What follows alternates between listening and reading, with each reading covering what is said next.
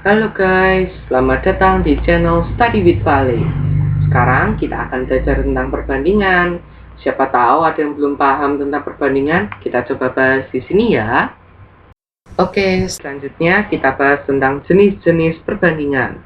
Perbandingan itu memiliki berbagai macam jenis, misalnya ada jumlah dan selisih perbandingan, perbandingan senilai, perbandingan berbalik nilai, dan juga skala. Kita bahas yang pertama, yaitu jumlah dan selisih perbandingan.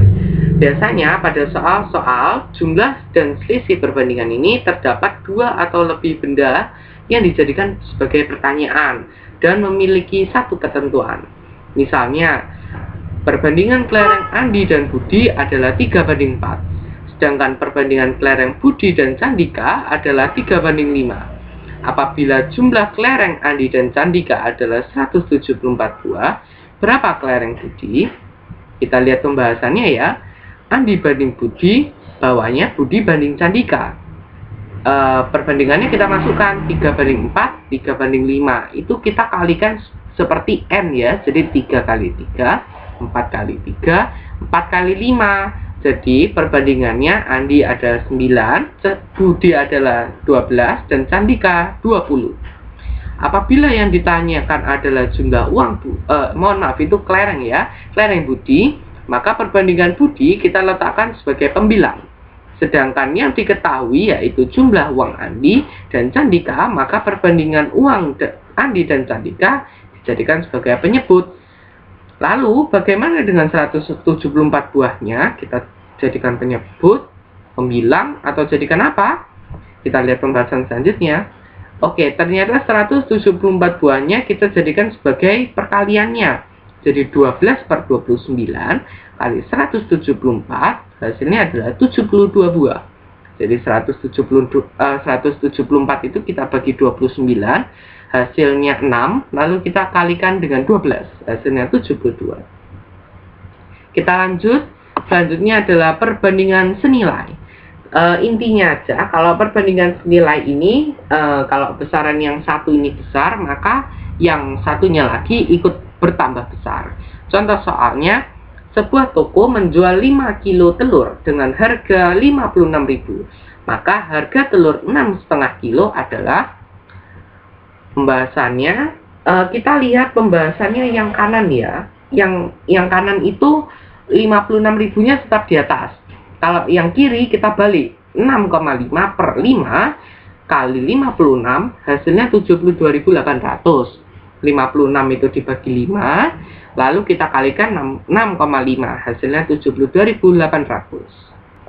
Untuk perbandingan berbalik nilai, ini perbandingan yang mempunyai sifat jika besaran satu bertambah besar, besaran lainnya justru makin kecil. Jadi kebalikannya dari perbandingan senilai ya.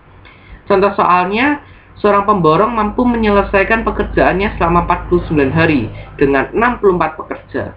Oleh karena sesuatu hal, pekerjaan itu harus selesai dalam waktu 28 hari.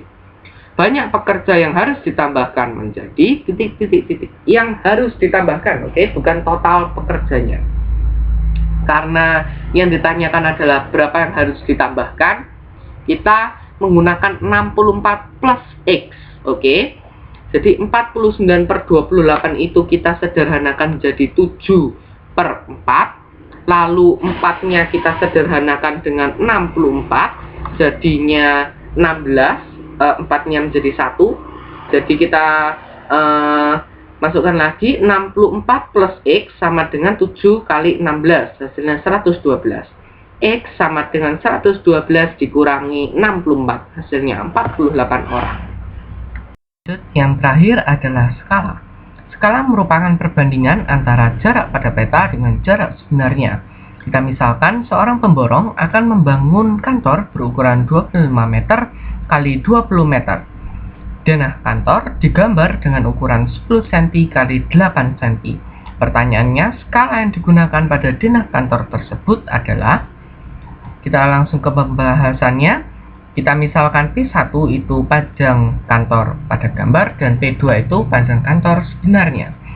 P1 10 cm dan P2 25 meter, dan kita samakan satuannya yaitu jadi 2500 cm. skala, yaitu P1 banding P2, P1-nya 10 dan P2-nya 2500, maka 10 banding 2500 kita sederhanakan menjadi 1 banding 250. Oke, terima kasih telah menonton video saya. Jangan lupa untuk like, share, komen, dan juga subscribe ya.